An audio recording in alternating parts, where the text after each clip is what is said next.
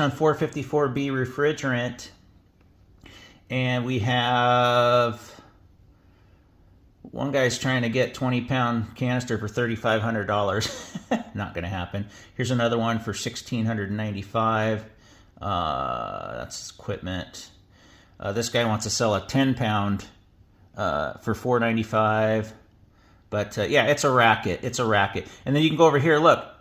Well, this guy's 5 pounds of R22. Let's do the same thing with 410A refrigerant for sale. Let's see what happens. There we go.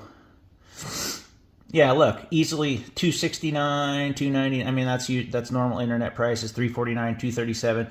It's everywhere. And they want to sell this 454B equipment. What a joke. What a joke, huh?